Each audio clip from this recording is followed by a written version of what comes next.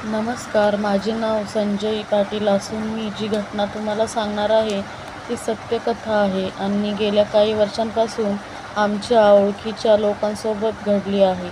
काही कारणामुळे मी प्रत्यक्ष पात्राचे आणि स्थळांचे नाव बदलत आहे, कारण आजच्या परिस्थितीत सध्या सोशल मीडियावर सगळेच ॲक्टिव्ह आहेत आणि माझी कोणत्या भावना दुखवण्याची अजिबात इच्छा नाही. आणि एक विनंती, माझी ही कथा कृपया जास्तीत जास्त करून लोकांना शेअर करा अशी विनंती. निरागस बळी निखिल हा 3 बहिणींचा एकुलता एक भाऊ. या चौघी भावंडांचा जन्म खेडेगावात झालेला आणि सोबत शिक्षणही त्याच गावात झालेलं, कारण परिस्थिती थोडी नाजूकच होती असं पण म्हणू शकता. सर्व काही सुरळीत चालू होते. आई वडील शेती काम करायचे, सोबत हे भावंड पण त्यांना मदत करायचे. निखिल शिक्षण करत करत घरकामातही हातभार लावायचा. काही दिवसांनी निखिलचं शिक्षण पूर्ण झाले. तोपर्यंत त्याच्या तिघी बहिणींचं लग्नही झाले आणि त्यांचं शिक्षणाच्या जोरावर एखाद्या चांगल्या कंपनीत काम करण्याची जिद्दीमुळे तो शहरात स्थायिक झाला. कालांतराने त्याचे आई वडील पण त्याच्यासोबत शहरात येऊन राहू लागले. निखिलच्या इच्छेनुसार चांगल्या कंपनीत कामही मिळाले. त्यानंतर काही दिवसांनी त्याने राहत असलेल्या परिसरात स्वतःचं घर देखील घेतलं. सर्व काही व्यवस्थित सुरू होते. काही दिवसांनी निखिलचे लग्न झाले. निखिलला पत्नीही तशीच मिळाली, चांगली, देखणी, सुशिक्षित, मनमिळावू, सगळ्यांना सांभाळून घेणारी. पण म्हणतात ना, ज्या ठिकाणी चांगल्या गोष्टी घडत असतात त्या ठिकाणी वाईट किंवा नकारात्मक व्यक्ती किंवा शक्तीचा वापर असतो. हे सिद्ध झालं, कारण पुढे घडणाऱ्या घटनाच अशा होत्या की कोणाला विश्वास बसणार नाही, तर कोणी स्वप्नातही असा विचार करू शकणार नाही जसा निखिल आणि त्याच्या घरच्यांनी केलं नव्हतं. जेव्हा निखिलचे आईवडील निखिलकडे शहरात राहण्यासाठी आले, त्याच दरम्यान त्यांचे काका काकू पण त्यांच्यासोबत शहरात आलेले होते. ज्यावेळेस निखिलने एक घर घेतलं त्यावेळी त्यांच्या बाजूचं घरही विक्री होतं आणि कमी दरात असल्याकारणे त्याला एक कल्पना सुचली. आपण त्याच्या त्या कल्पनेमागे कोणताही स्वार्थ लपलेला नव्हता हे मात्र नक्की. निखिलने अगदी भोळ्या-भाबड्या मनाने त्या विक्री असलेल्या घराविषयी त्याच्या काका काकूंना सांगितले आणि जमेल ती कागदपत्रांची आणि कर्जाची मदत करून त्यांना ते घर मिळवून दिले.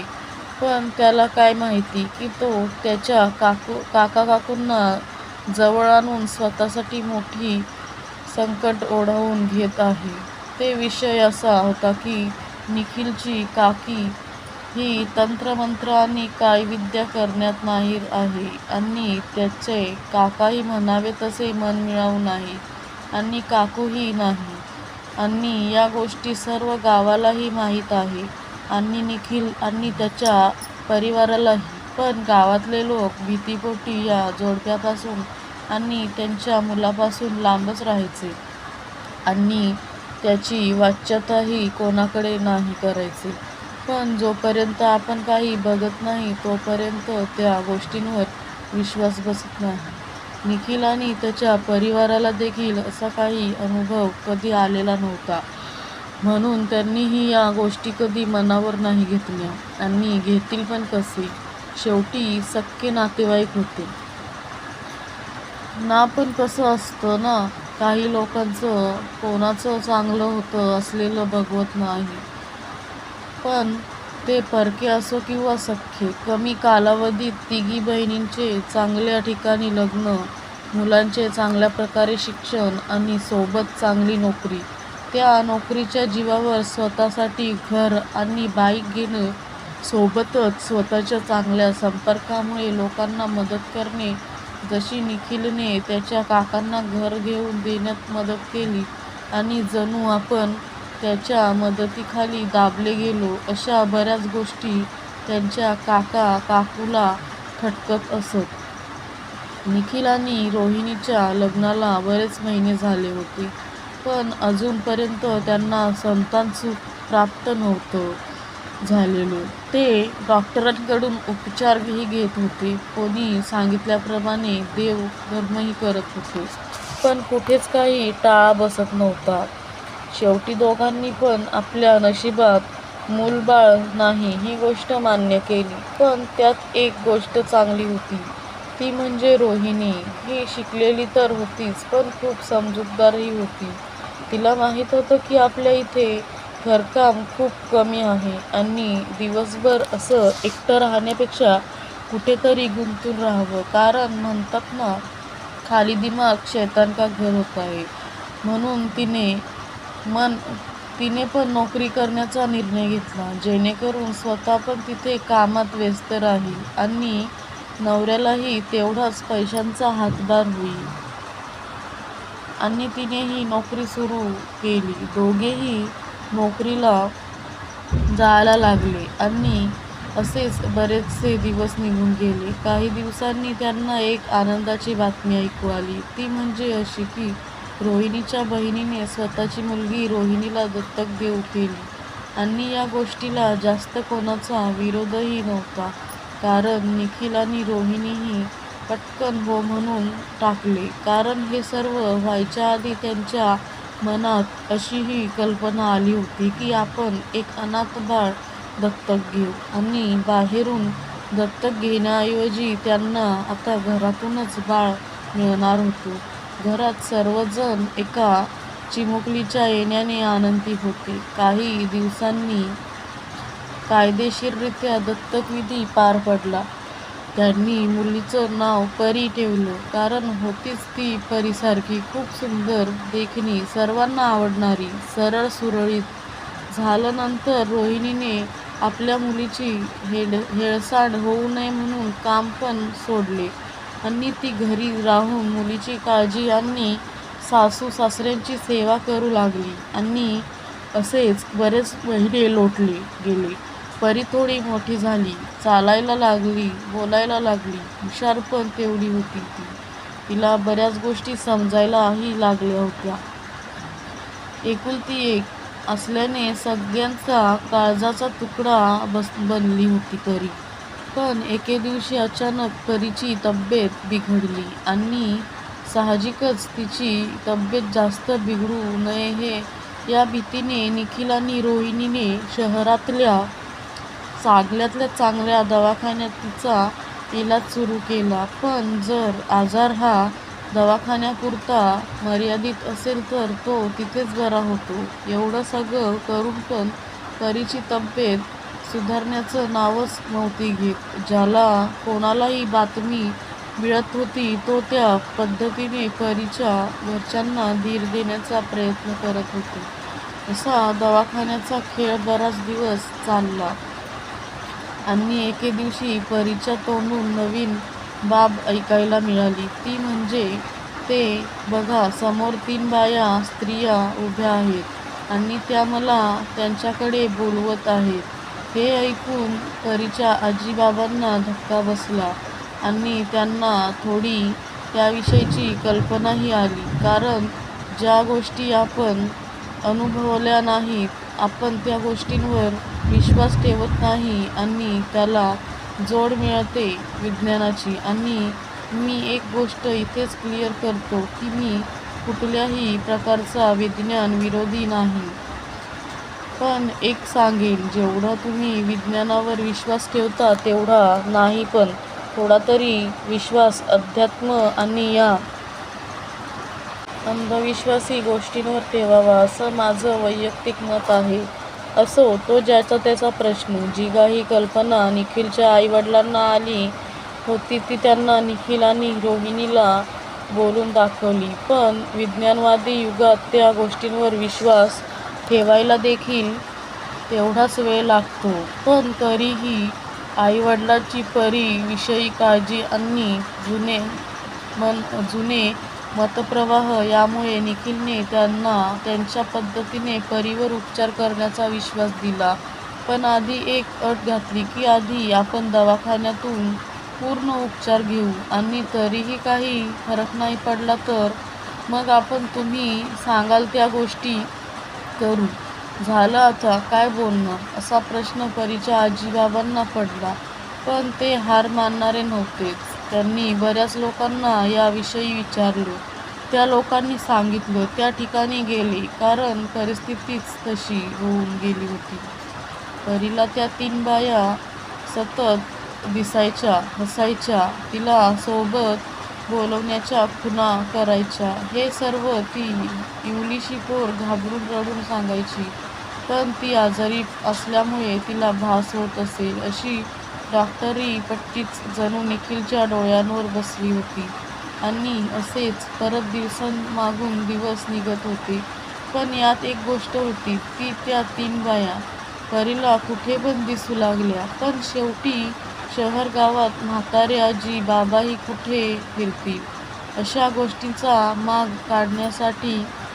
आणि एक दिवशी एका व्यक्तीकडे त्यांना या गोष्टीचा उकल झाली की परीला कोणत्याही आजाराने नाही तर एका दुष्ट व्यक्तीच्या वाईट हेतूने ग्रासले आहे. आणि त्या व्यक्तीने परीवर काळी जादू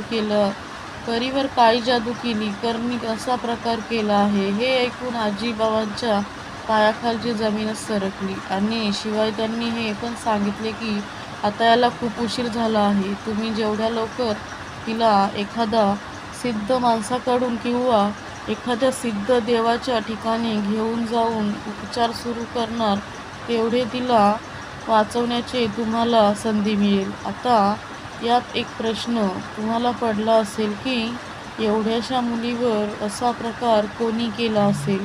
पण यात एक गोष्ट अशी असते की जो व्यक्तीकडे आपल्याकडे याच कोड उलगडतो, तो व्यक्ती त्या समोरील तांत्रिकाचं नाव कोणत्याही सबबीवर आणि त्याला देऊ केलेल्या आमिषावर सांगत नाही. आता यामागे पण अनेक बाबी आहेत. उपाय मिळाल्यावर शांत बसतील ते आजी आजोबा कसले. आणि परीची अवस्था बघून निखिललाही आत्ता या गोष्टीची जाणीव व्हायला लागली. आणि त्यानेही आई वडील म्हणतील तसे उपाय करायला सुरुवात केली. पण यात एक गोष्ट चुकीची अशी की ते त्यांचं दुर्दैव म्हणता येईल की त्यांना सुरुवातीला ढोंगी किंवा चंगळमंगळ व्यक्तींचा पत्ता भेटू लागला. आणि असे कित्येक उपाय करून पण काहीच फरक परीमध्ये जाणवत नव्हता. आणि असं करता करता पण अजून थोडे दिवस निघून गेले. माझी आजी, माझी आई आणि आमचा पूर्ण परिवार महानुभाव पंथाचे दैवत श्री चक्रधर स्वामी, थोडक्यात भगवान श्रीकृष्णाची भक्ती करतो. त्यात माझी आजी आणि आई याचा खूप निस्सीम भक्ती आहे. कारण त्या देवाने आम्हाला अनेक संकटातून वाचवले आहे आणि अजून पण वाचवतोच आहे. आम्ही पण त्या पंडित परिवाराला चाळीसगाव तालुक्यातील कनाशी या गावी जाऊन प्रभू श्री चक्रधर स्वामींच्या सानिध्यात जाण्यास सांगितले होते. कारण त्या ठिकाणी कोणीही तांत्रिक किंवा मांत्रिक नाही. तिथे अक्षरशः देव स्वतः अशा अनेक रुग्णांना बरा करतो. पण त्यांना काय वाटले त्यांना माहीत नाही. त्यांना माहीत त्यांनी जणू कानाडोळा केला किंवा त्यांना देवापेक्षा मांत्रिकावर जास्त विश्वास बसला म्हणून गेले नाही. असो, जे कारण असते ते आमचं कारण होतं. सांगायचं आम्ही सांगितलं. पण हे सत्र असंच सुरू होतं. परीला आता त्या 3 स्त्रिया अगदी जवळ दिसू लागल्या होत्या. आणि एवढ्या दिवसात अनेक तांत्रिक मांत्रिक करून होत असलेल्या इलाजाचा काहीही फायदा होत नाही, हे आता निखिलच्या परिवाराने जाणलं होतं. शेवटी त्यांना कोणाकडून तरी गाणगापूर देवस्थानची माहिती मिळाली आणि त्यांनी गाणगापूरला निघण्याची तयारी केली. थोडक्यात काही दिवसांपूर्वी आम्ही सांगितलेले स्थळी जरी ते जात नसले तरी ते त्याच देवाच्या चरणी जात होते. हे ऐकून आम्हाला बरेही वाटले. आणि परी आता नक्की बरी होईल हे पण आम्ही बोलू लागलो. पण नियतीच्या मनात काही वेगळंच होतं. रस्त्याने जात असताना परीला त्या स्त्रिया सतत दिसत होत्या आणि तिला जवळ बोलवत होत्या. आणि परी ते तिच्या घरच्यांना बोलवून पण दाखवत होती की त्या मला बोलवत आहेत. असं आणि मध्येच कोणाला तरी टॉयलेट लागल्या कारण गाडी थांबवण्यात आली आणि जे नको व्हायचं, जे नाही घडायचं होतं ते घडलं. नेहमी लक्षात असू द्या, अशावेळी पीडित व्यक्तीला कुठेही देवस्थानात घेऊन जात असताना मध्ये कुठेच थांबवत नाही. खुद्द त्या व्यक्तीने सुद्धा सांगितलं तरी रस्त्यात कुठेही गाडी थांबवून त्या व्यक्तीला बाहेर जाऊ देत नाही. आणि अचानक परीची खूप तब्येत बिघडली. तिची ती अवस्था बघून तिला वापस दवाखान्यात भरती करण्याचा निर्णय घेण्यात आला आणि गाडी देखील वापस फिरवण्यात आली परत आपल्या शहराच्या दिशेने. पण जणू त्या तिघीजणी त्या दिवशी परीला कायमच्याच न्यायला आल्या होत्या आणि त्यांनी त्यांचं काम पार पाडलं. शहराच्या दिशेने वापस येत असताना जास्त तब्येत खराब झाल्याने रस्त्यातच त्या कोवळ्या लेकराचा प्राणज्योत मावळली. एका क्षणात होत्याचं नव्हतं झालं आणि परी त्यांना कायमची सोडून देवाकडे गेली. परीच्या जाण्याचं दुःख एवढं तीव्र होतं की रोहिणी त्याला सहन नाही करू शकली आणि कित्येक दिवस ती घरातच बसून राहिली, परीचा फोटो उराशी घेऊन आणि तिच्या आठवणीत मग्न होऊन. अशा परिस्थितीमध्ये त्या व्यक्तीच्या नावाचा उलगडा जरी झाला तरी काळजीपोटी म्हणा किंवा भीतीपोटी त्या व्यक्तीच्या वाटेला जाण्याची सहसा कोणी हिंमत करत नाही आणि तेच निखिल आणि त्यांच्या परिवाराने केले.